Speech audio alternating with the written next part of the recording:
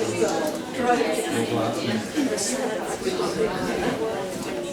afternoon, everybody, and welcome to the gathering to remember Suzanne Bellamy. It's wonderful to see so many here. First of all, I want to acknowledge country. We're meeting on the nation of the Yuin people, and we want to express, I want to express on behalf of all of us, our appreciation for being on this beautiful land that they and their custodians have looked after for, as we know, tens of thousands of years.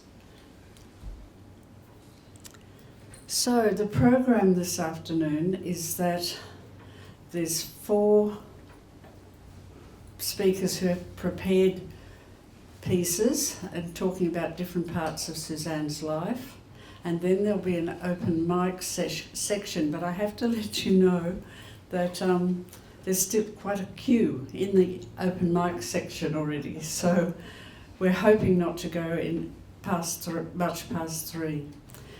So that's the program. Before we start the proceedings, I want to sort of channel some of my memories of Suzanne, which is that she often called herself, when she was chatting away about her life, that she had seen herself as playing the role of the fool or the court jester, and she saw her role as being to disrupt, to make things sort of fun and let things go. And I know that this kind of having speakers about someone who's died is often very proper and Anglo, and we don't, laugh or clap or boo or anything else you might feel like doing. So I just want to, let's all try and channel Suzanne and how she would want this to be, which it would be quite free.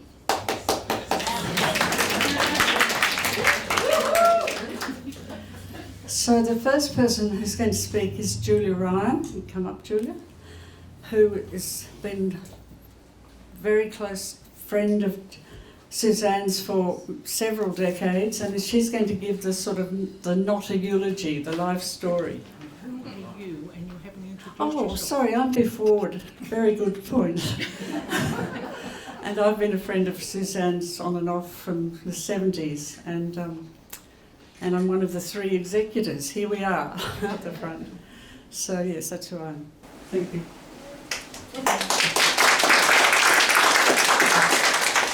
Well, I am going to speak to a prepared script. Suzanne's life, the defining moment of Suzanne's life is probably when she walked into her first women's liberation meeting in Glebe.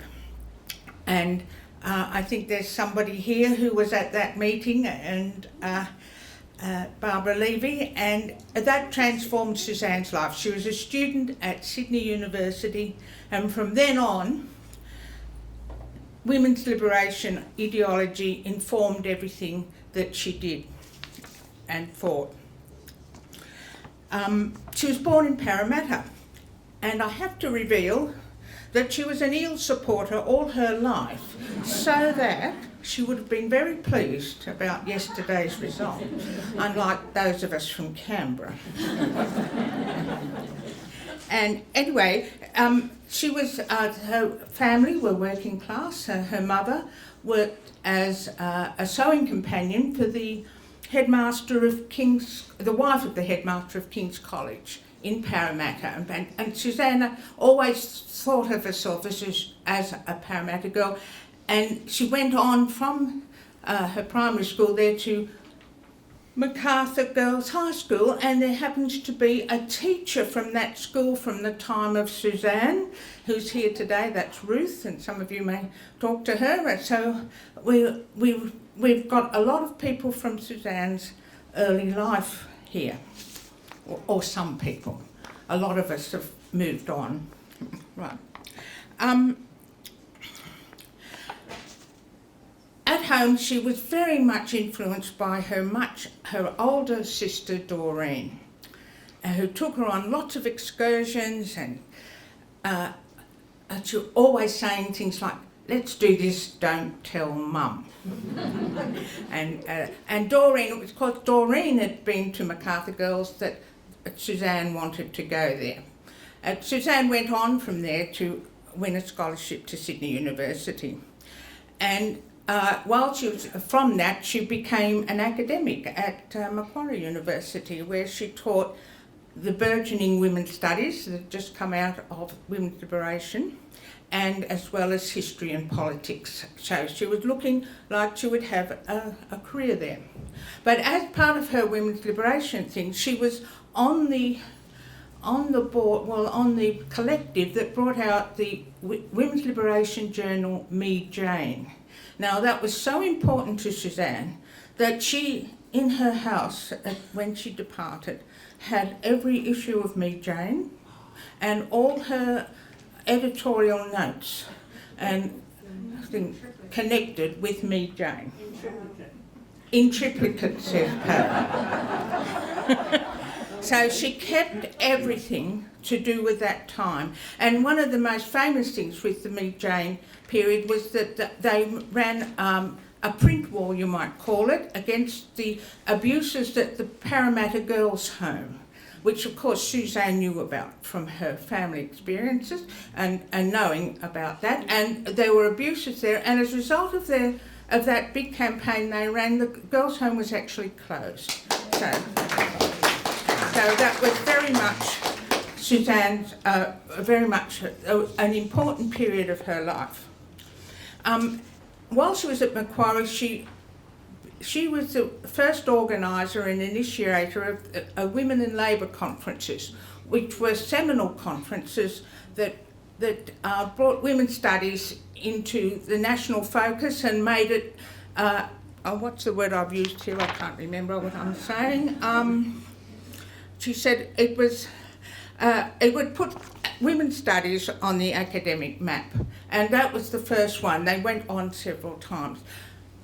But Suzanne was also an artist, just as her sister Doreen was an artist. There was a very big artistic part of that family, and Suzanne was part of that and always wanted to be an artist as well as everything else.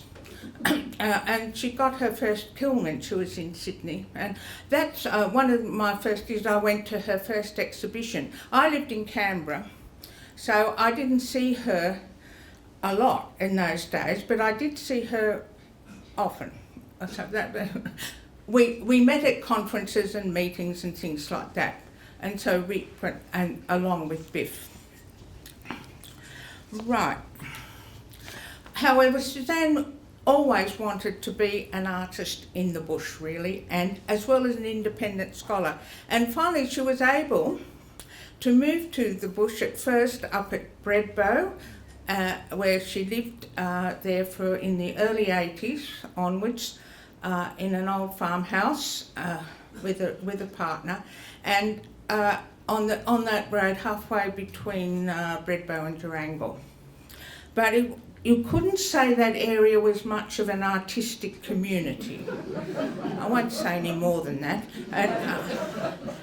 I understand there was a Mooney settlement there as well, other interesting people, none of whom were interested in the arts, according to Suzanne. Anyway, so when she sold Braidwood, she moved to this district and she lived for a little while in a farmhouse outside Mongarlo, on the other side, to look around to see, and she finally found that wonderful piece of land that she was able to do, and that was the early 90s, and she had the family came and built that house with her.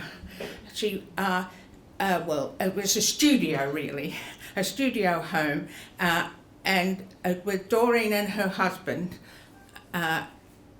came and lived with Suzanne and built that house. Well, they all put that house together, and so that was a wonderful contribution from the family for Suzanne, and that's where she lived from the early 90s till the 20th of June. Right. Now she'd been in the Braidwood district then for over 30 years, so a lot of them. And some of you will remember that for many years, for over 20 years, she ran an open studio exhibition round about November, often coinciding with the quilts exhibition here. And she used to run it for a weekend, and some of you people were talking to me this morning about their memories of going there annually, and what a wonderful experience it was to go to those open studios with lots of food and sitting around the round table and having cups of tea and talking to Suzanne and looking at the wonderful environment she created for herself and all the wonderful works on display that she had at that time. So it's interesting too. Now, Suzanne's work, I'm not going to talk, I'm a historian, not Suzanne was, or part of Suzanne was a historian, so I'm not an art appreciator, and I think that will be left to someone else. But I would like to say that I really appreciated her multimedia approach to the arts. And one of her more famous ones amongst the feminist groups was the famous travelling exhibition of the lost culture of women's liberation. Now this grew out of a conference that I was with at Suzanne called Women in Archaeology. And we got entranced with some of the language of that exhibition or that conference, and Suzanne then went away and created a whole culture which was based upon the Women's Liberation House at Glebe Point Road. She imagined that archaeologists of the future were doing a big dig in Glebe Point Road at this house. What was the number of the house, Barbara? 67. 67. 67 Glebe Point Road, I've forgotten that, thank you. Well, so the creation was, and what she did, she created the artefacts, she did the pictures, she a whole travelling exhibition, and then she spoke to it. And she persuaded me to dress up as an archaeological professor of the future to give my take on it, and I had to read the works of Maria Gambutas too in order to get the right language for that. And I did that several times at Macquarie University once, and then again in Adelaide at the university there. And we had a lovely time with this exhibition, and she actually was able to get it into a format that you could travel with. And it has been videoed, and Russ Herman, who's here today, he videoed it, and you can still find that video on YouTube. So if you want to look it up, it's The Lost Culture of Women's Liberation, and you can still see it. But it gives a wonderful example of Suzanne's multimedia approach to life. I mentioned that she travelled abroad. She started travelling a lot to the United States and England in the late 90s, or in the 90s actually. At first to the Women's Arts Music Festival, but then later on she was a lifelong devotee of Virginia Woolf. And a lot of her work references Woolf. I think those big three further down there's one. And she always did something very special when she went to an annual Woolf conference. Sometimes it was in England, sometimes in America. And she always did an artwork. She became so involved in that and important in that, the Virginia Woolf International organisation, that she was asked to be a keynote speaker a couple of times and to present her art. And there's quite a lot I can go into there, but I'm running out of time. So, in fact, with the Virginia Woolf Conference, she was involved in every conference up to the week before her death, and she actually participated in a Zoom conference presenting a work for the conference this year that was held in Texas. And she did a special thing called Shakespeare's Sister in a segment called Who's Afraid of William Shakespeare? Woolf reading The Bard.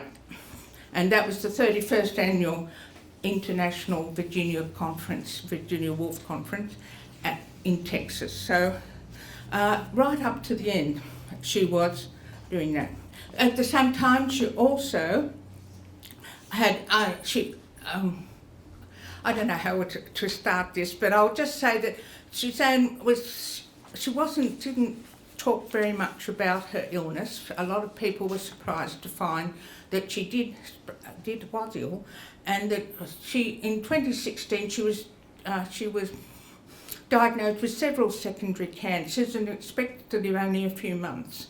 But owing to the wonderful oncology people at Canberra Hospital, she lasted until the 20th of June this year. And along the way, her spirit was indomitable. She was so aware and so appreciative of life and so creative right up to that last week. And it wasn't until, she did all sorts of things. She still had exhibitions along the way. She wrote and finished her PhD on Virginia Woolf, of course, with Virginia Woolf's influence on a scholar in the 1940s. I know it was Nuri Mars, but I was sort of, I'm trying to hurry up because I know I'm going on too long. So, all right, and look, there's so much, and I know that other people will bring out, and it was, I want to also mention that and towards the end, when Doreen was also sick, they were in almost daily conference, Doreen always intended to outlive Suzanne, and that didn't happen by only a very little while. But it was very nice to hear how well Suzanne and Doreen were communicating, both from their sick bed, you might say. Anyway, I'd just like to also mention Braidwood Hussies, which is that famous film by Catherine Dwyer, and Suzanne featured, there's a big feature of that film, and she was able to come to the launch in Canberra when it was launched in 2020. So anyway, I'll just say that she kept going. She just kept going until her last days, and when she couldn't keep the fire going, she was there running the place herself. When she couldn't keep the fire going or make a cup of tea, she moved to the Braidwood Hospital Hospice, and there was only a few days when she left us. But she was in great spirit when she left, and I'm just to say the loss of this significant creative spirit, her formidable intellect, and for me a great friend, and the loss is immense.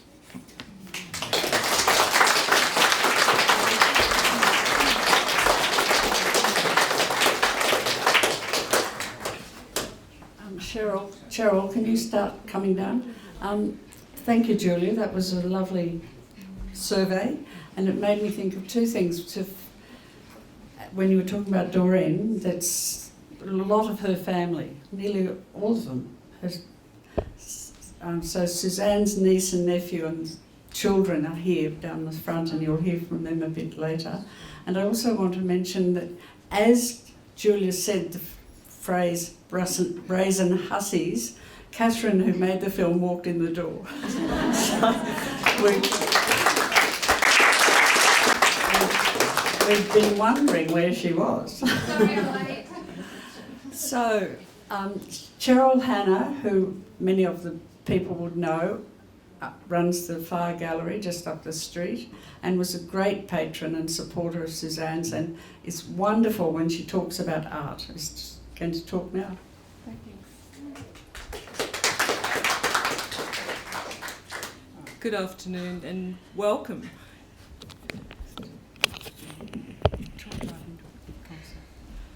I think it's being recorded, so if it gets a bit distorted, please forgive me. Yes, so welcome.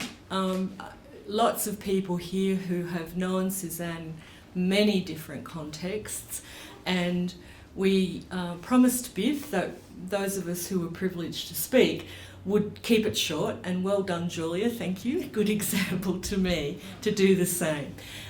There's so many stories we could tell each other about Suzanne, her work, her many, many achievements in what is a relatively short life, but she always told me that when we reached our 60s, we would come into our own.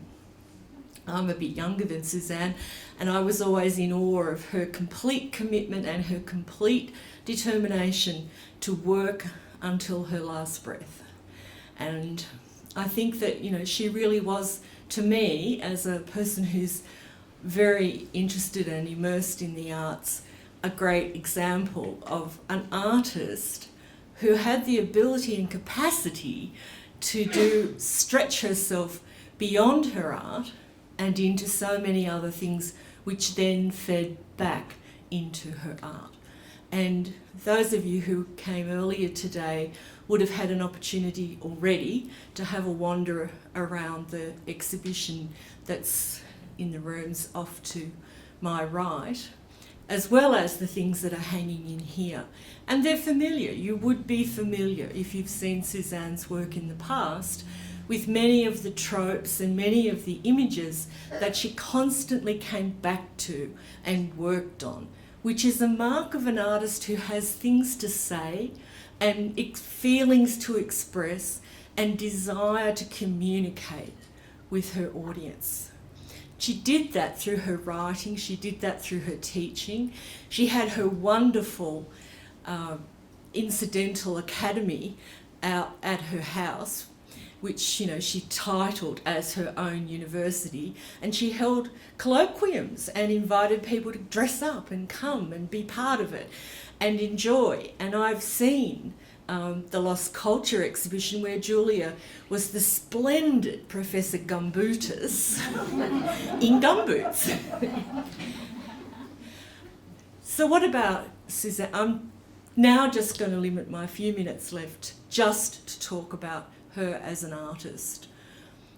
Suzanne's work struck me right from the get-go as something which was evolving. The very first piece of work that I own of hers is one of her eggs. She always started her ceramic practice in those days, and I'm talking about nearly 40 years ago, with an egg or a couple of eggs, because she felt that as a ceramicist, they were the perfect form. They were smooth, they had that elegance, and they could be controlled. You know, you can hold that egg shape. And for those of you who've still got your phones switched on, could I suggest we take a minute now to turn them all off? Because, you know, everybody gets embarrassed, so let's just not be embarrassed and turn our phones off. Gives you an opportunity to have a bit of a wriggle around as well. Okay, so eggs. You're very fortunate. If I haven't been in to see how much of the work has sold, but Pamela and I yesterday, when we were moving around organising the work into various groupings, I was thrilled to see that there were some eggs that had suddenly emerged from all the things that were packed up in Suzanne's house, and there were a couple there for sale. And they are very precious, they're now very rare, and they speak to beginnings. Out of the egg comes the generation of new life. And Suzanne was very interested in that whole idea of the generative, the circular time, the way that time falls back on itself. We often speculated about whether or not we were in a reality that sat next door to another reality, and how would you stretch into it if you wanted to. And for her, the art she made was one of those ways. I'm not going to do a survey talk today, because I hope to do that in more detail in my gallery next year when I do basically a retrospective to honour Suzanne's work. So if you don't buy things today, rest assured they'll be more expensive, and they'll be in Fire Gallery next year, along with quite a few other things, including a lot of her very wonderful prints. Because apart from working on her ceramics, very early on in the late 70s, early 80s, Suzanne decided to learn printmaking, and she eventually inherited Phyllis Arnott's press, wonderful machine that it is. And she called it Ice Vovo. I mean, what else would you call a press that you got from an aunt from Arnott's? And on that press, Suzanne felt free to experiment, and experiment she did. And experimentation is, again, a hallmark of Suzanne's practice. She put all sorts of things through the press, things that just made me shudder when I'd see them. Bits of metal, lots of washers. She created three-dimensional printing as part of her work. So, you know, it was like she took the 3D aspects of her ceramic practice and put that in onto the paper. And so those of you who are fortunate enough to own some of those series would know that there is texture, there is meaning in every single mark made both with ink and with objects into the paper. And they're archaeological, apart from anything else. They're often maps. She has a wonderful image of part of the brain that she took from a tiny photo that she downloaded, decades ago. And it turns up in so many things, so many pieces of her work. It's made large, it's made small, but it's that intricate matrix that looks for all the world like a road plan, like some kind of map, some sort of topological thing. But in fact, it's this really small snippet of the brain imaged through an electron microscope. Got it. So, anyway, printmaking, wonderful printmaker. Exciting, innovative, totally fearless in the way she went about it. Paint, no problem. Ink, no problem. Metal objects, the more the better. I watched Suzanne's work evolve, and when she was no longer interested in firing the big pieces in the kiln, she started to make the sort of work you can see there on the wall, the boxes with the shapes made from clay, hand-built, low-fired, and then painted and applied to the surface. She told me when she started making those boxes that she really wanted to just hold space, and that's why she got interested in putting things in frames. Look, there's so much more I could say, but I'm not going to at this stage. I encourage you, because art is to be looked at and reacted to, not listening to me talk about it. So after we're finished this afternoon, what I would strongly encourage you to do is go around and have another look at Suzanne's work. Have a look and have a think about the relationships between the shapes, between her perception of what it was to look down on things, to take a bird's eye view of things, her courage to stick all kinds of amazing things onto a surface and then turn it to make it something interesting to look at, so that you're challenged by it, so that it asks you to have a perception of what it is she's made.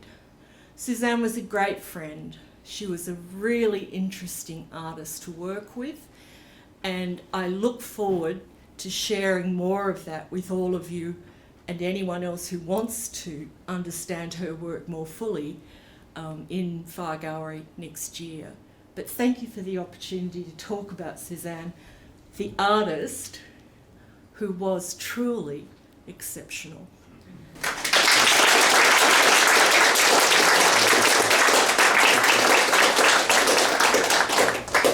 Thanks, Cheryl. That was great. We're now going to move on to Catherine Dwyer, who's probably still half driving fast from the airport in Canberra. I asked Catherine to talk about Suzanne's activism or politics or something, and Catherine said, I'll just talk about how I knew her or something. So, Catherine, thank you. So, as Biff said, I've been asked to say a few words about Suzanne's activism in the women's liberation movement.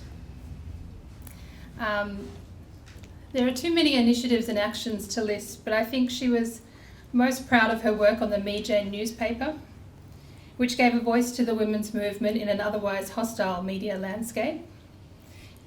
That was begun in 1971. She was also very proud of her friendship with Bessie Guthrie and the campaigns to close the Hay Children's Prison, to end forced virginity testing and the criminal charge that could be given to girls for being in moral danger.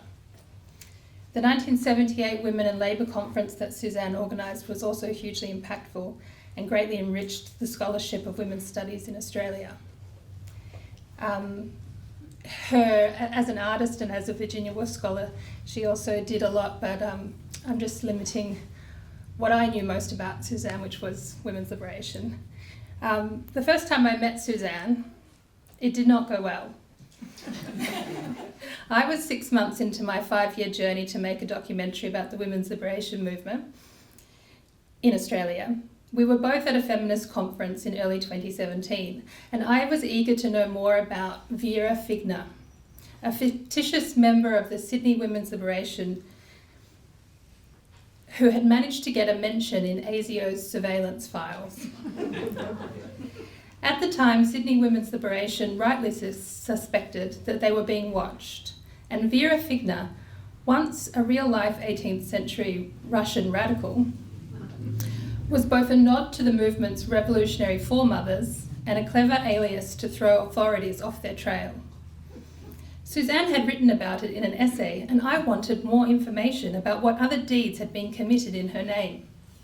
She bristled and said, "I'm not telling you that." I was mortified. Given that Suzanne had her own ASIO file and a clandestine history of acts of vandalism against the patriarchy, I can see now why she may have been suspicious of potential narcs. We had 2 rules, she would later tell me: never give up the mailing list or the checkbook. My second meeting with Suzanne went much better. By that time, I had become much better acquainted with her work of recording and analysing the women's liberation movement, and had proved my dedication was legit. From the very beginning, I knew I had to interview Suzanne, because she turned up in the archives everywhere. She wasn't just there, she was there in style, calling out the bullshit and tearing male chauvinists a new one. There is a shot of her at the 1971 Trade Union Congress, streaking across the screen in a blaze of glory, holding a placard that said, "Out of the kitchen and into the world." I think she was actually running to get out of the rain, and yet it so perfectly captured the symbiosis of Suzanne and the movement during those exciting early days. We had this saying in the Glebe group: we didn't have time to write history, we were too busy making it. Her appearances in the archives also showed me what a sharp intellect she had and what a brilliant raconteur she was. She had a clear depth of feeling and a sincere love for women and their potential. My interview with Suzanne was so good that my editor Rosie and I had to keep reminding ourselves that we weren't making the Suzanne Bellamy show. She just gave us so many gems, and sometimes I wonder if we didn't overcorrect our bias. In an effort to explain both how pivotal the movement was in shaping who Suzanne was, and how pivotal Suzanne was in shaping my understanding of it, I want to share with you some of her own words from that interview. She spoke of her mother and her working class origins, which gave her the political passion which drove her activism. She saw how her mother worked hard all her life, and both in and out of the home. In a checkerboard interview in 1971, Suzanne said, "I was always aware that I wasn't prepared to get into that kind of situation myself, and also that somehow there had to be a way out." Education was Suzanne's way out, and it was at university that she encountered the women's movement. She said, "It was the end of 1969 and I was standing outside the Fisher Library at Sydney University. A woman called Barbara Levy was at the microphone, and all I remember was that she said the words, 'women's liberation,' and I've never forgotten that moment of revelation. It was a cerebral moment. They just dropped into my brain, and I knew what they meant. I knew what they meant. Suzanne and women's liberation fit like a glove. She talked about how everything changed, of how it gave her permission to live a different kind of life. It was thrilling, but it also unleashed a powerful anger. She described it as eruptive and disruptive, and she made it clear that it was never a period of unity, that it was a period of great creative struggle. Sorry, I'm getting a bit emotional. Suzanne liked to describe those years as a pure ideas period, that like a great rock band can only last a few years, but it is intensely thrilling. It could also be exhausting and painful. She acknowledged that there were many woundings and that the eruptive and disruptive energies are unstable. That's the point. You take the ride, but you know you'll fall off at some point too. It's not easy to change the world. At the end of the interview, I asked Suzanne what the greatest impact women's liberation had on her life. She said, "I'm most proud of having been part of a generation that grasped a moment and embodied a set of values. Insofar as the personal is political, for me, women's liberation and being born at that perfect moment, for me, for this soul, gave me permission to have a different kind of life. And even though it was bounded and conditional in all kinds of ways, out of this turmoil, I have retained a consciousness of myself as an original being, who has visited this planet and done things with no regrets and enjoyed it. Even the really awful bits, and I have a sense that that permission to live a life different from the one expected is a real victory." And I think that says it all. So thank you. And let's empower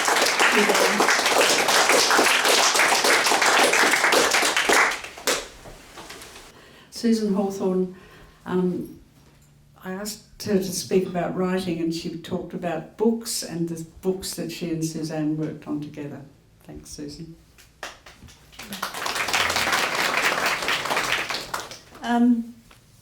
In the week after I heard about Suzanne's death, I started to write about our friendship and the work that we did together, mostly on book covers.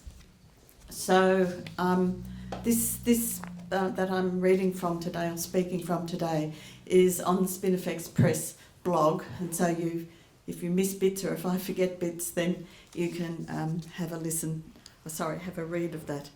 I'm obviously losing it. I first heard Suzanne Bellamy speaking on the Coming Out show around about 1979. It was a program run by feminists, and that was aired every Saturday at 5 o'clock on ABC Radio National until the ABC decided that women were equal. Suzanne did 2 programs about Virginia Woolf, and they were full of insightful and exciting ideas. I then met her in 1981 at the Women, Patriarchy and the Future Forum in Melbourne. We instantly hit it off because we were both nuts about archaeology, art, writing and the work of Mary Daly. Over the years we met at conferences, including the Third Women and Labour Conference in Adelaide in 1982, where she did a piece called Form, We Are the Thing Itself.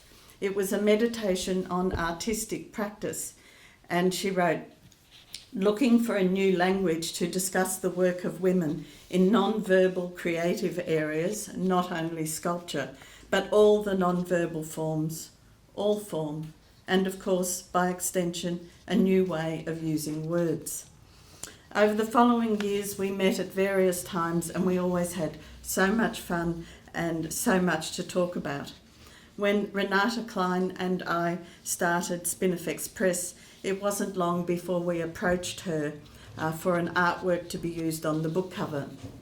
The book turned out to be my first novel, The Falling Woman, and along with the launch, which we combined with our first birthday party at the George Mora Gallery in Melbourne, a number of photos of her cover were on display, and those photos were taken by Larianne Fonseca. And this is the first edition, and this was the second edition that came out in 2004.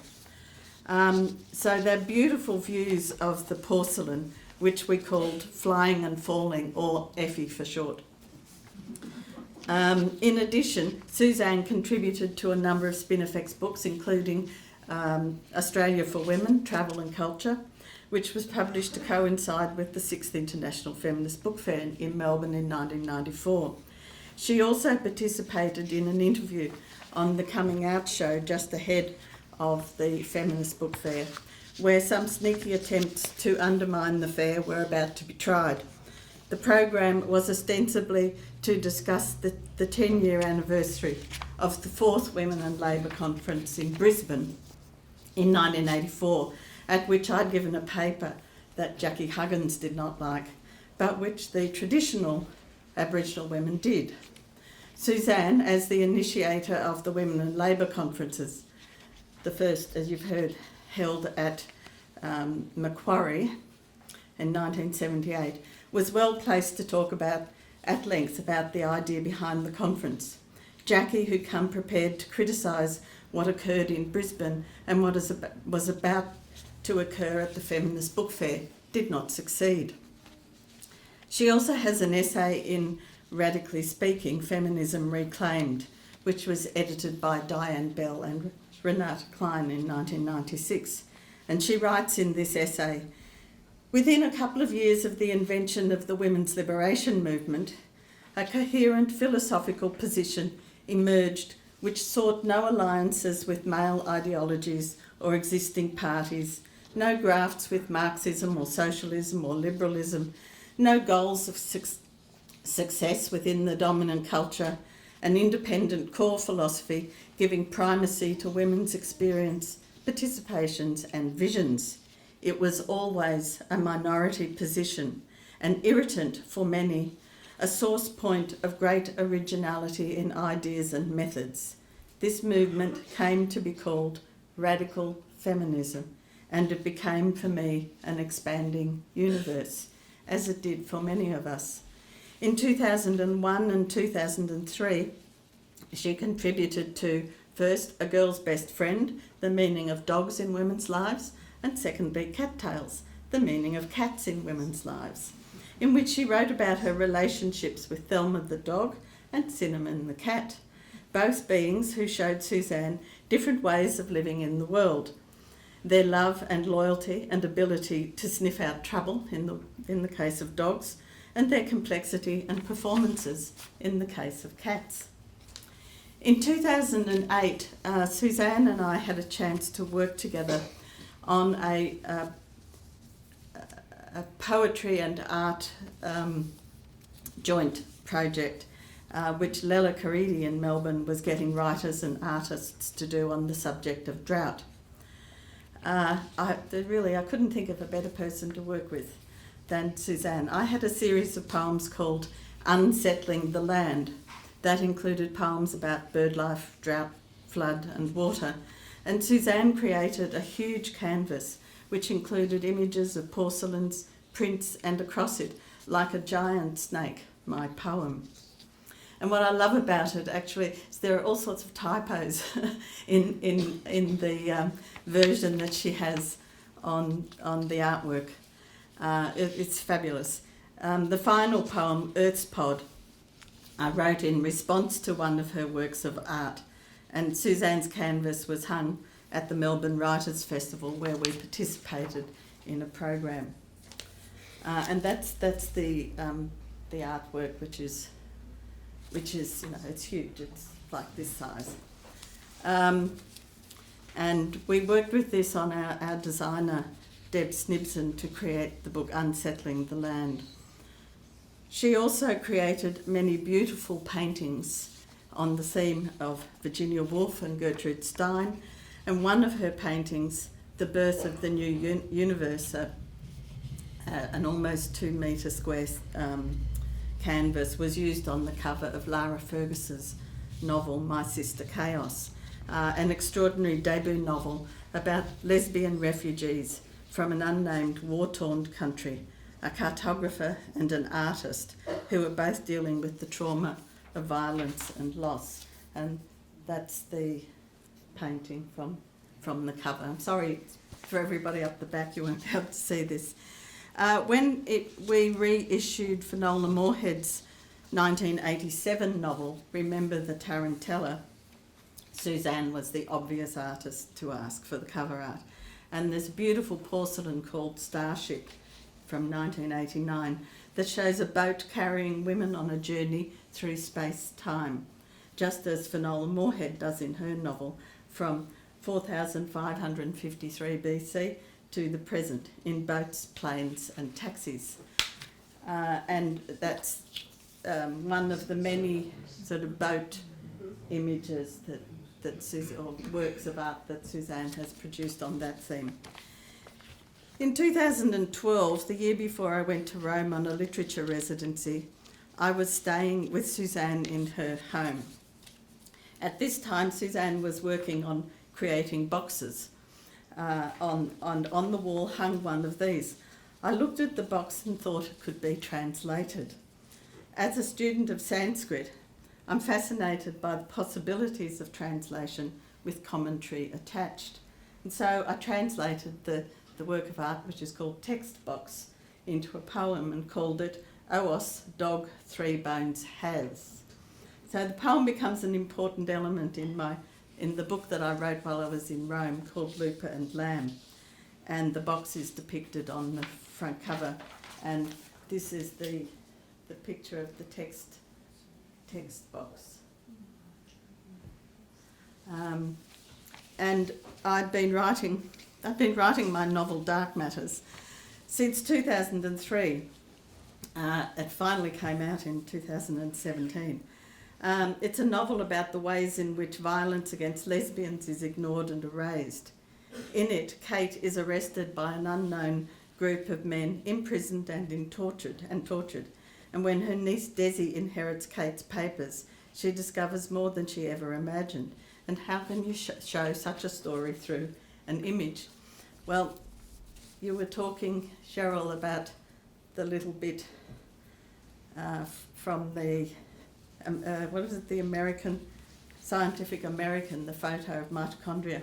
So that actually finished up becoming the cover image for Dark Matters.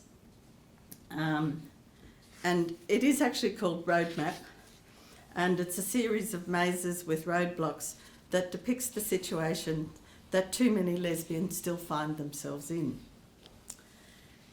In the late 1990s, Spinifex co-organised a conference on lesbian community in Adelaide at the World Women's Congress in 1996, and at the Lesbian Community Conference, Suzanne presented her performance, the Lost Culture of Women's Liberation, 1969 to 74, the pre-dynastic phase.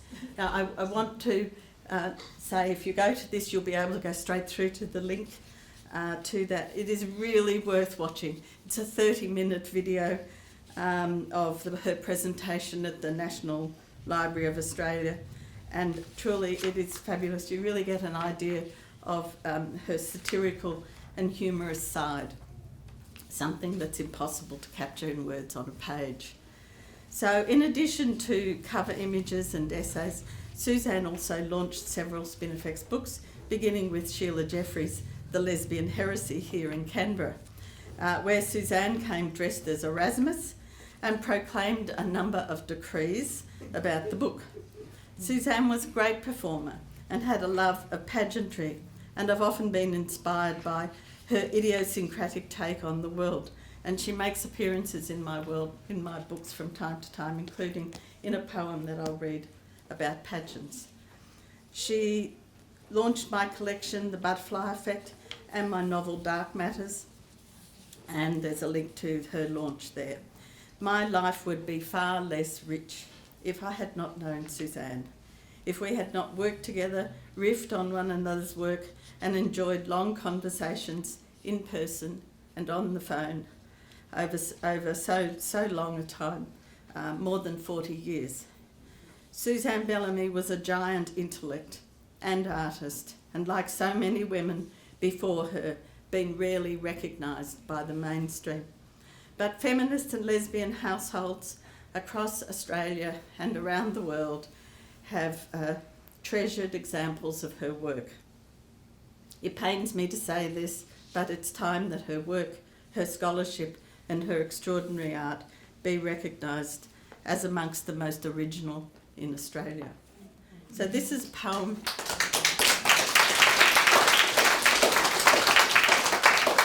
This is from my book, Sacking the Muses, and this is number 15. The Muses love pageants. Out of the fifth dimension, a stream of music unheard for 6,000 years. Dingoes approach, padding along in a pack, little ones in the middle, elders at the front. Sound breaks into scraps, voice here, song there, tambourines and clapsticks. Suzanne is leading the pageant. Words escape their chains. They are being used to mean things they never meant before. On the other side of the bushes is a herd of cows who were heard to moo through the whole show. Thank you.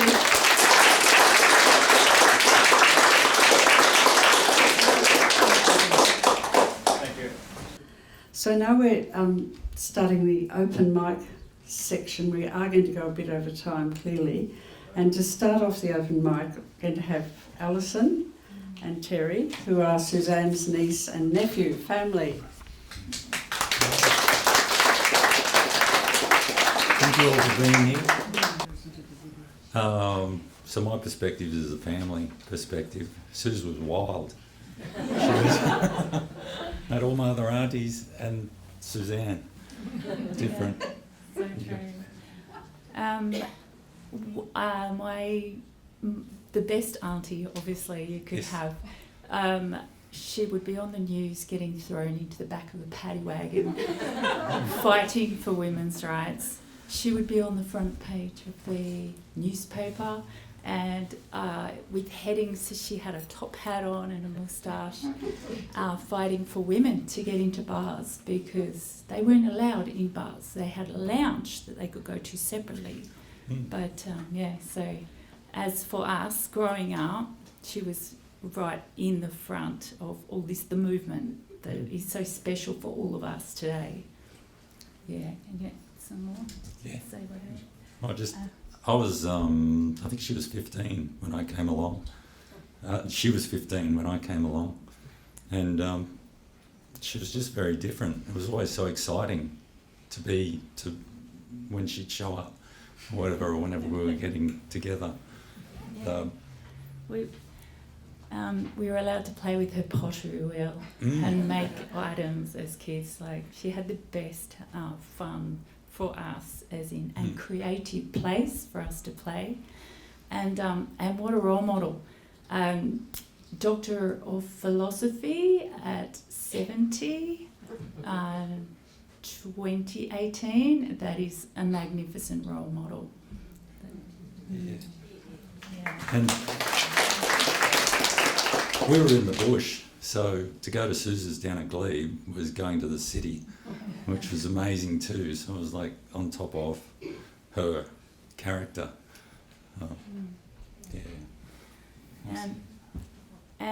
For all of us, Mum had a lot of conversation with Suzanne in the last days. One of my last conversations with her, she said, after my mum and my dad had left earlier this year, she said, I've had enough too. And she almost planned that. She said, no, I'm going now. And I didn't really realise the consequence of what she was saying. I thought there was still just that little bit more time, but that's meant to be this way. So, no, I'm very, very proud to have my mum as a beautiful artist and lovely, lovely family member, Auntie Suzanne, and my dad also. They're all the artists, the two artists and the builder. And they did create a beautiful place for Suzanne, her studio. And there's and the press from Phyllis Arnott, another artist as well. Yes. And we also had about 15 years of coming down in November for her shows. They were wonderful, and meeting everyone. Yeah. Thank you. Thank you.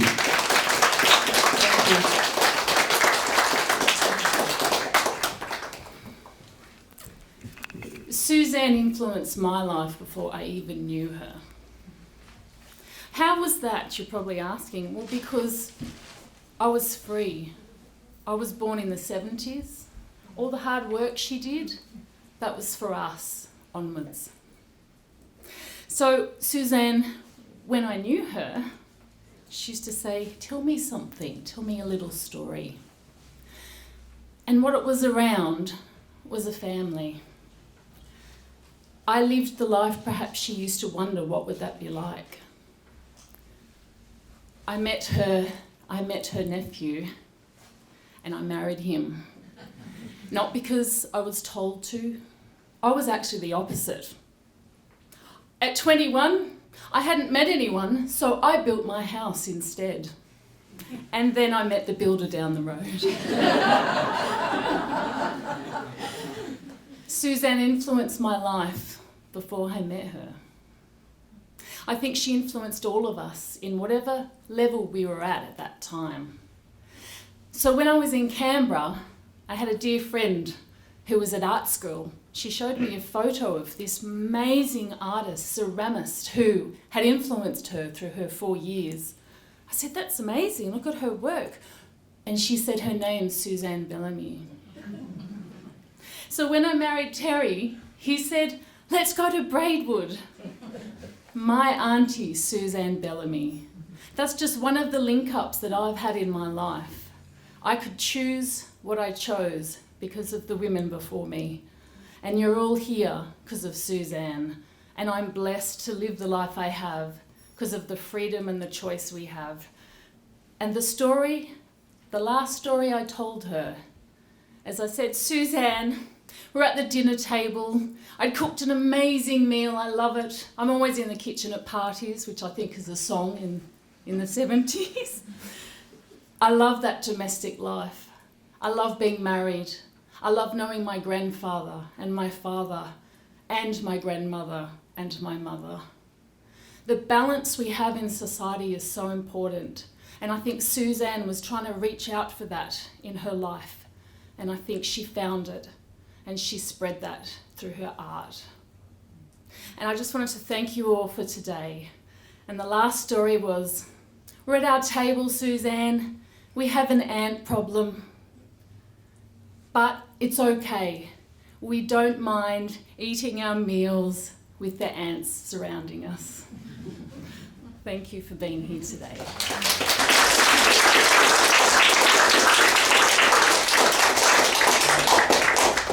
That's Vanessa.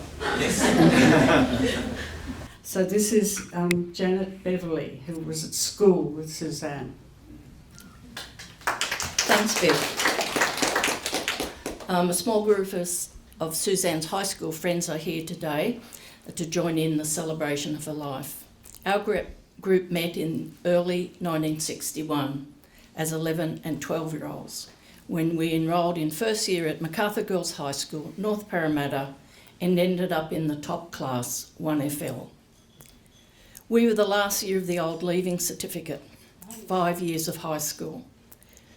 To quote Suzanne, we were at the end of an era and the edge of a huge social change for women and for the young, a new era that Suzanne would embrace with all her abilities and might. We were all surprised by Suzanne's passing.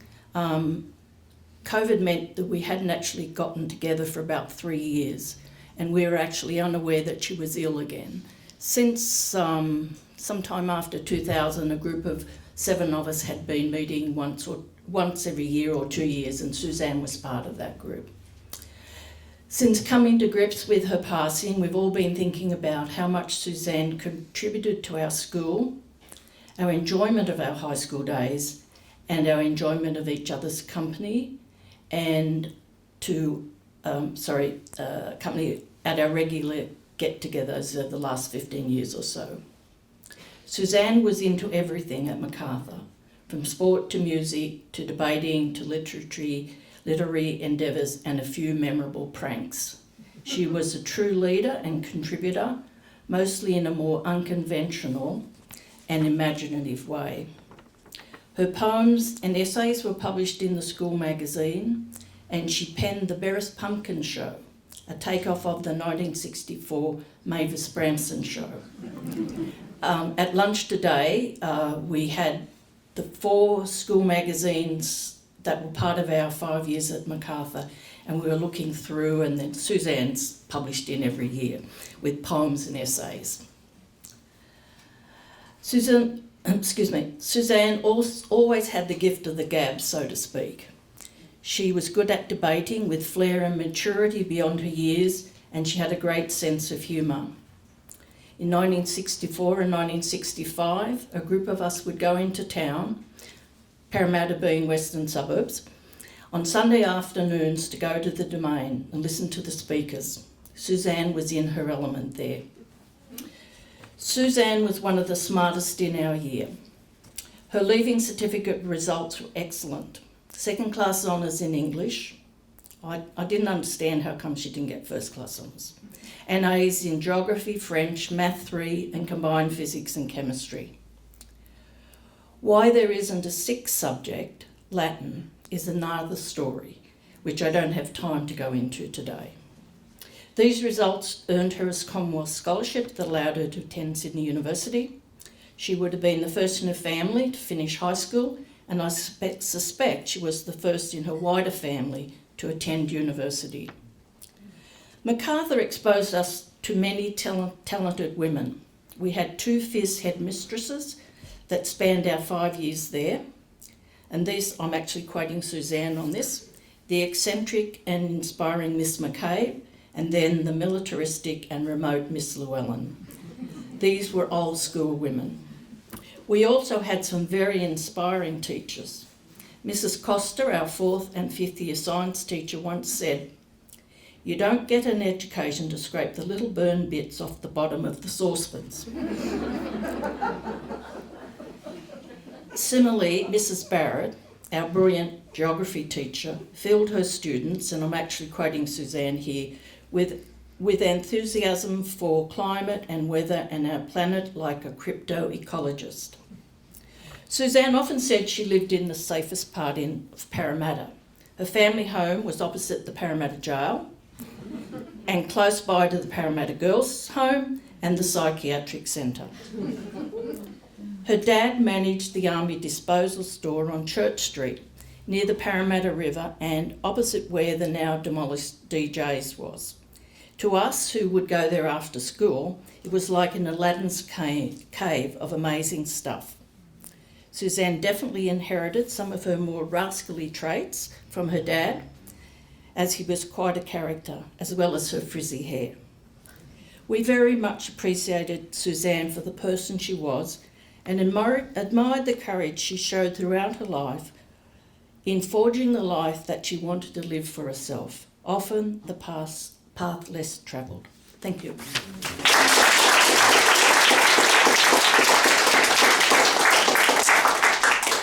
This is Margot Oliver. It is indeed. Hello everyone.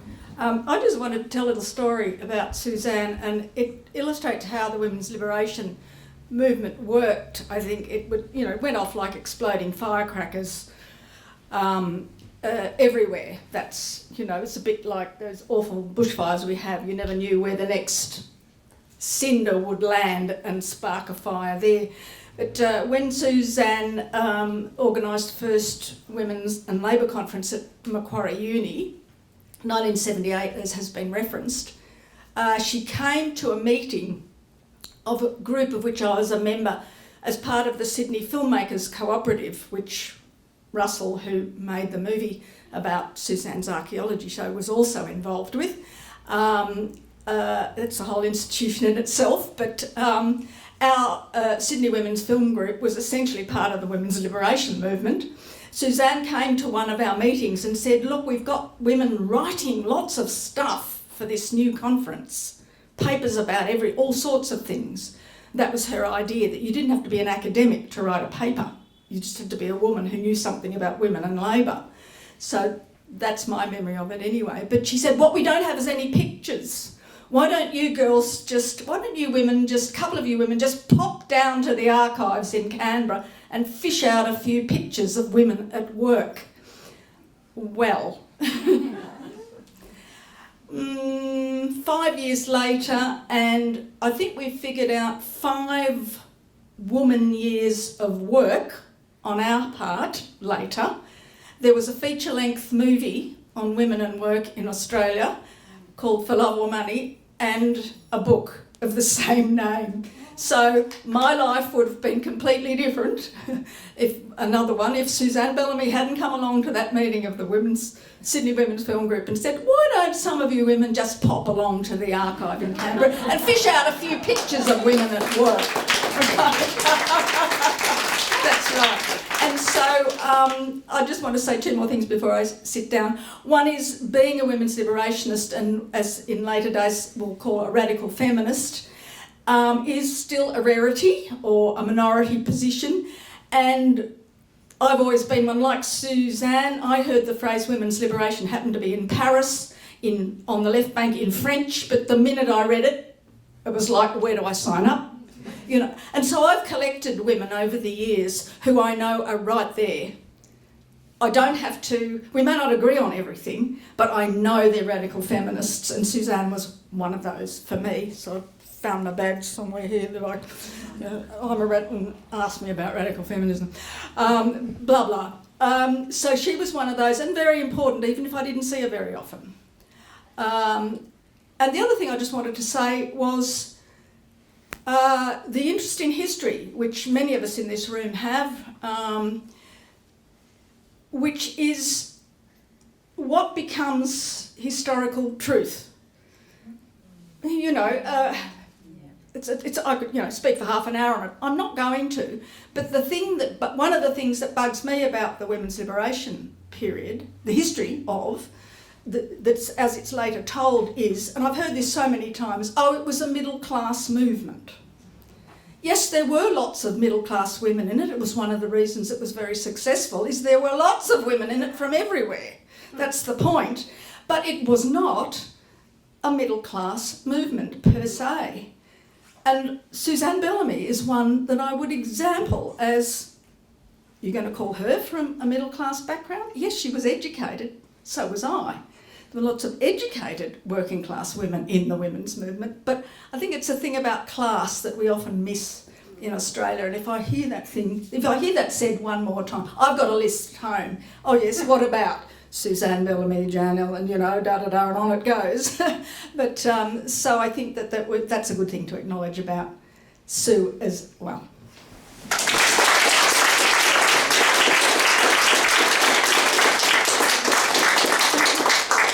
Thanks, Margot. Who's Sandra from Braidwood? I went to a number of pageants at Suzanne's, so I have to sort of talk about those. One, you had to wear a mask, so she had lots of masks. You ended up with a mask on the end of a stick. And I remember there was Angela Marshall and Suzanne sitting at a table, and they were supposed to be Shakespeare and Chaucer, and they were writing out things and speaking and then throwing it away. And that went on for a couple of hours in the garden at Suzanne's. Another one was where Suzanne said, we're going to create a University of Mongalo. No fees, no documents, no Entrance requirements. Entrance requirements? No entrance requirements and no degrees.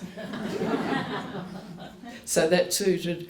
That's where Hugh, Tindabisco and Marina came in, because they were both research scientists, and they were neighbours of Suzanne. And the open weekends, they were just fantastic, and whenever you went out to Suzanne's, it was just laughter the whole time. And there was another one where she was interested in, what was the author's name that she wrote about? Virginia Woolf. No. Nurimes. And I think it was the weekend it must have been the festival, the quilt festival was on, and Suzanne had got onto Nuri Mass's daughter, who came and gave us a talk during the festival, and I remember she was so interesting to listen to, being the daughter of Nuri Mass, and somebody said to her, "What age did you leave home?" And she said, "Oh, I never wanted to leave home, it was too interesting." And she'd actually told us about this sort of orchestra that they had at their house, and they played no instruments, but they pretended. I thought that was fantastic. And Nuri Mass was one of the very early people who wrote textbook sort of books for kids at school, because there were none about the Australian animals and much about the science or environment in Australia. And then Suzanne found out that Nuri Mass had a lot of information about Virginia Woolf. I think that's how come she got on to Nuri Mass's daughter. But didn't Suzanne's PhD really was about Nuri Mass, who had written all this paperwork that Suzanne got the permission to go and see in the library. And then to blow everybody's brains about, she said Nuri Mass had been her masseur when she lived in Sydney. That's it.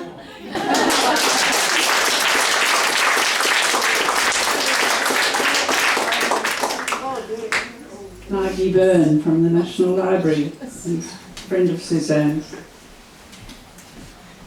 I only met Suzanne after I moved to the ACT in 1999, but I was involved in women's liberation in Adelaide when it was formed, shortly after I left school.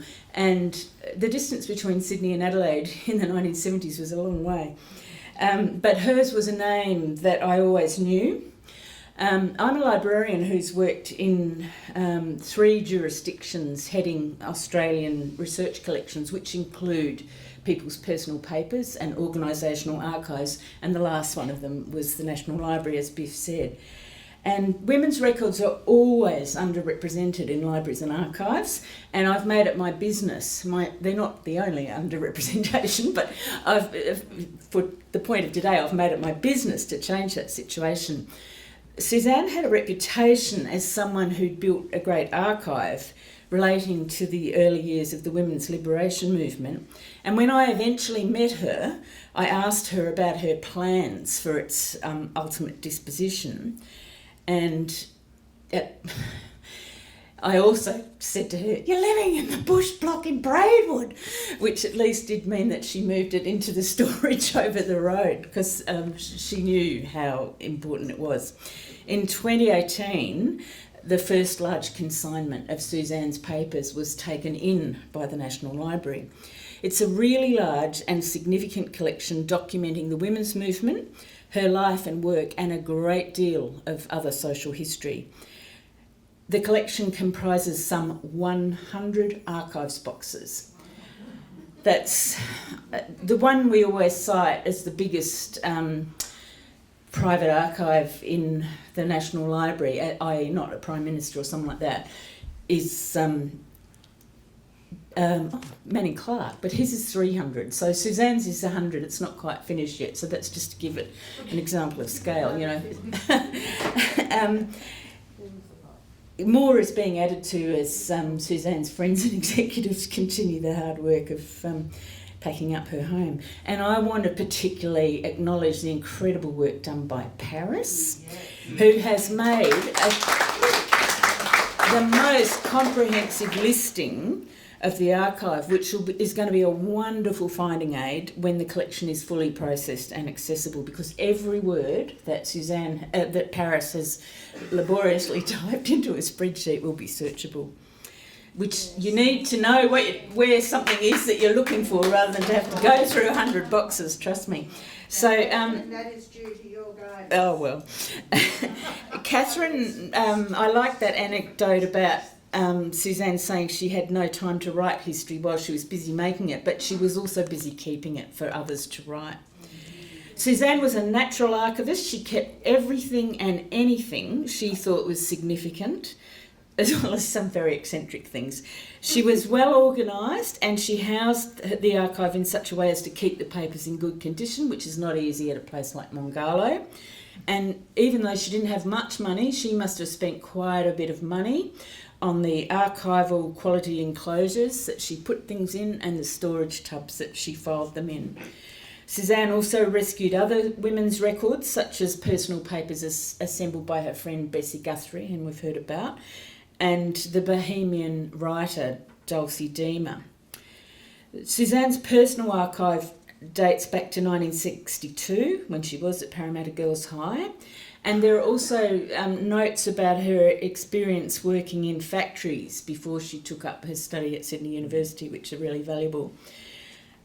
As well as documenting her work as an academic at Macquarie, there's a really interesting little collection about her teaching women's studies in a WEA course, the Old Workers Education Association, and the controversy about whether male students should be allowed to participate. There's comprehensive documentation of the early days of women's liberation that's already been touched on, but it wasn't all rallies and protest marches. The fun of women's liberation is also apparent. The dances, the parties, the eating.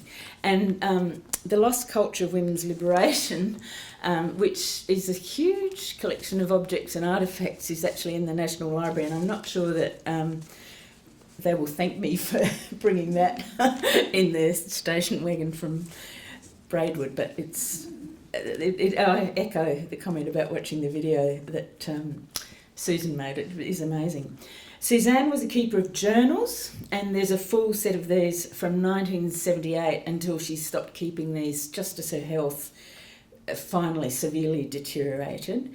They record what she was doing, the people, places and events she encountered, her innermost thoughts, her love life, her health and her extensive travels. Suzanne records her first reading of the published edition of Virginia Woolf's diaries, which I think was the first step in her becoming the acclaimed Woolf scholar that she is and was. She records visiting Amazon Acres and Herland, which were intentional feminist rural communities, when she was living in Annandale, and her thoughts on buying her own rural property. She writes about her artwork and exhibitions, and the archive also includes kiln logs and sales records, as well as drawings, sketches, designs and photographs of finished work. Suzanne kept her correspondence, which amounts to more than 33 boxes. It's a veritable who's who of Australian feminism, and it illustrates her vast networks of friends and colleagues, internationally as well as across Australia. And there's also correspondence with her family, particularly Doreen and Val.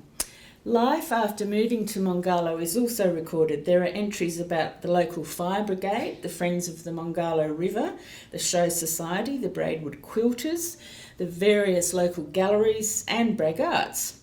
I noted some local names which I knew as well-known Braidwood identities. I could single out Peter Nom Chong, Belinda Mackay and Val Plumwood, but there'll be many others that were not recognisable to me, but would be to you. So I hope that gives you some flavour of the archive and its significance. And I just want to say that it's another great and enduring legacy that Suzanne has left to the nation. So, but I also need to say, before you go rushing to the NLA to see what she wrote about you in her journals, or what of your letters are there, it is a large collection, and it'll be a little while before the online finding aid won't be published until the entire collection is brought in, and we're a little way off that yet. But there is a brief catalogue record for the collection, so it's not currently available for research until that work is done in the library and here. Also, I should say that Suzanne was respectful of other people, and she restricted the general access to her journals and the correspondence until 2045. In her lifetime, she could grant permission for that, but she appointed Susan Hawthorne as her literary executor. So when the papers are available in the future, Susan will be able to grant permission before 2045. There are also 2 oral history interviews in the National Library which Biff recorded with her. One of them is online and the other one isn't, and I'm sure that's just because they haven't got around to it, checking whatever access conditions Suzanne put on it at the time. So you can listen to Suzanne through the National Library's website and the online oral history interview. And one of the things I love about oral history is the way it captures a voice. You know, we're much better about having visual memories, probably because we all grew up with photographs, but oral memories are more fleeting. And you also capture expression and you capture humour and all the other things people have said about Suzanne today. And of course the many books to which she contributed are also there. So another great legacy of Suzanne's, which is going to really be important for research in the future. And if anyone does have any questions about it, please do come and ask me afterwards. Thank you.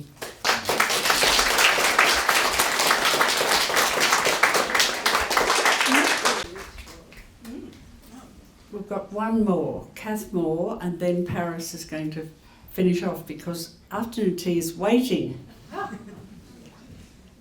Thank you, Biff, and thank you to all the wonderful people who've put today on. Yes. My name's Catherine Moore, and as a fellow artist and non-right-wing political person, Suzanne and I became friends probably not long after she came here. But today I want to talk about the time from 2016 mainly. But before I do, Margie just reminded me that Paul over there who's filming, thanks Paul, he's always there stalwartly filming these events and others, filmed Suzanne and me talking about activism and environmentalism, especially around the Mongalo River. So that's also available, and I think Paul's got the transcript of that here today.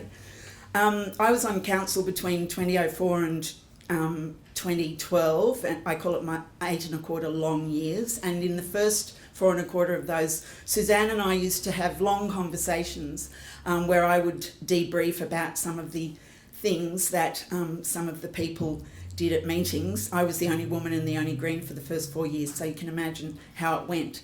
But in 2016, and most of our interactions actually were texts and phone conversations. I was just going through my phone then, sorry if I looked rude, but I was trying to remind myself of when her birthday is, and it's the 22nd, yes. And I noticed, as I scrolled back through, that I generally forgot it and was writing or ringing her to say, sorry, I forgot it. But there was one text there from the 22nd of September which said it's my birthday today. So I know that this event is partly arranged to coincide with that birthday, so that's happening on the 22nd of September. Anyway, in 2016, I was in my favourite place, apart from the bush over there, Aotearoa, New Zealand, and I received a phone call from Sue Wild River, who was with Suzanne in hospital. And Sue had remembered that my mother had a house in Canberra. And as Suzanne was being wheeled in for another examination, Sue and I finally connected, and she was looking for a place for Suzanne to stay. So in the next few years, in Canberra. So luckily I got to spend a lot of really quality time with Suzanne because I'm sort of between there and here. And one memory that comes back to me quite strongly is in 2016, around about the time of when the American election was on, Suzanne was sitting with her huge screen in the front room, which became her bedroom, getting excited about the election of Hillary Clinton. And I was kind of moving around the house because I knew that a person like Trump, he was going to get what he wanted. And I watched as her jaw dropped and her face got sadder and sadder as that election progressed, and Hillary was not elected. But one of the wonderful things about that time was that Doreen, Suzanne's sister, came to visit Suzanne and stayed at the house, and so I got to know Doreen as well, and I heard about her beautiful family, lots of stories. Doreen always spoke so adoringly about you all, and it was such a lovely bonus because not only was I getting to know Suzanne better, but also Doreen and about Doreen's family. And the last conversation I had with Doreen, we were talking about how she was going to be coming down and visiting Suzanne, and then the last conversation I had with Suzanne was Doreen had died, and it was just so terrible to lose those sisters because I loved them both so much. Anyway, I spoke to Biff a while ago about the idea of doing an online portal thing with, some of you might have seen Issue, ISSW, and you can have a book and you can go through it. So I want to put together everything and anything that you want to send as an online book for everyone to enjoy. It can be the smallest or largest contribution, pictures as well. So please talk to me later, or if you can remember, artandactivism.optusnet.com.au, and you can email me. So that's all I want to say. I'll miss them both, and it's been a great event, and thank you again.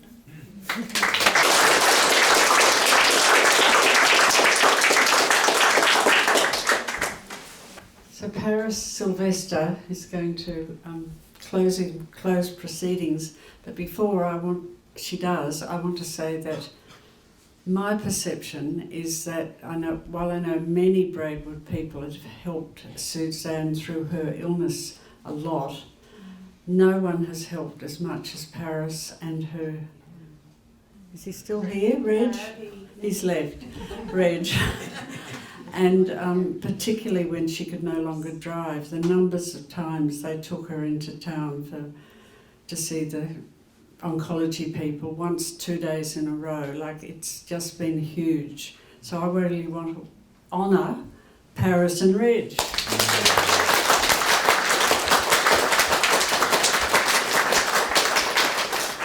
Thank you. Reg worked at the Tip for a few years, towards the end of the 90s, and that's where we met Suzanne when she came in looking for a flue for her fireplace. And Reg was very good at scavenging for people because he knew that there were often lots of stuff thrown out that were usable beyond their throw-by date.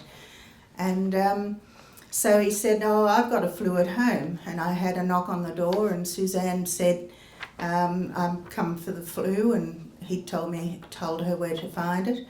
And when she saw his shed and his set up and everything, she decided he was a good person to know. He'd be very useful in the future, and he was. And so we're here today. And I want to thank Biff and Julia.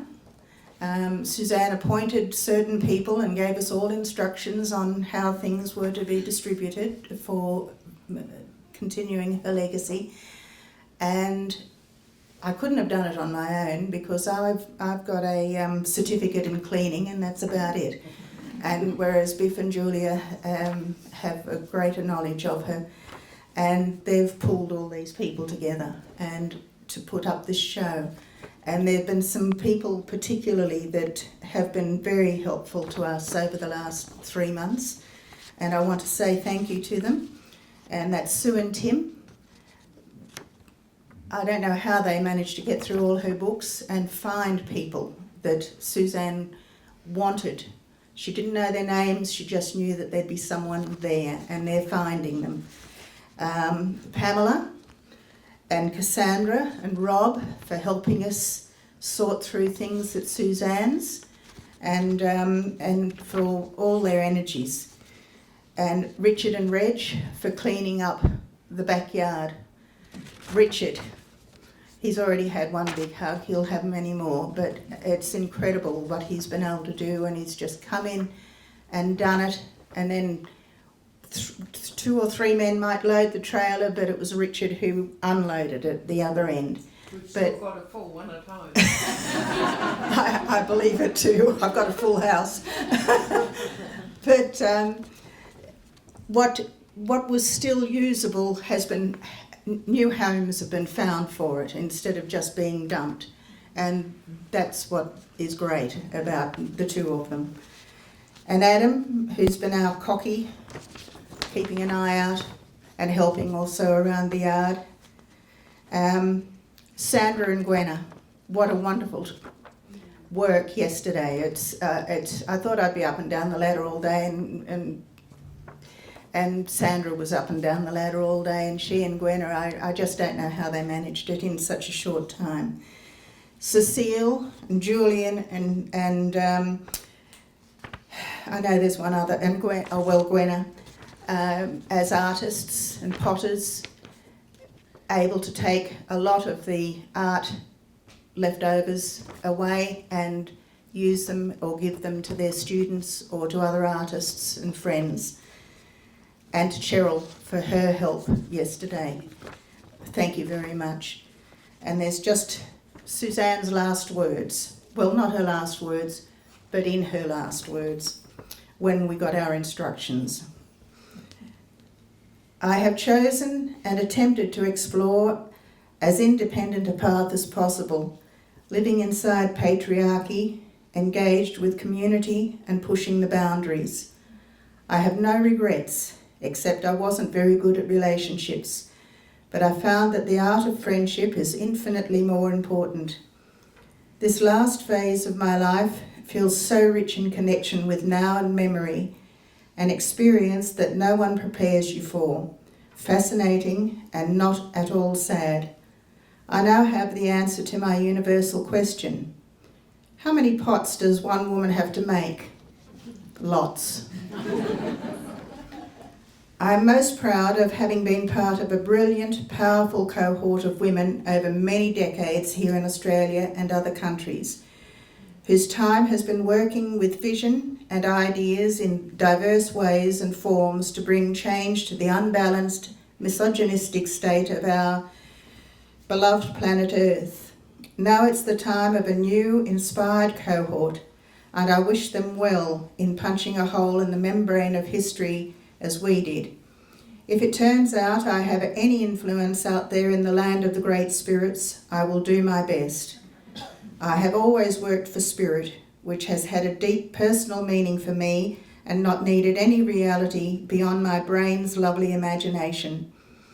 I was gifted this by my ancestors and also by the mimetic cluster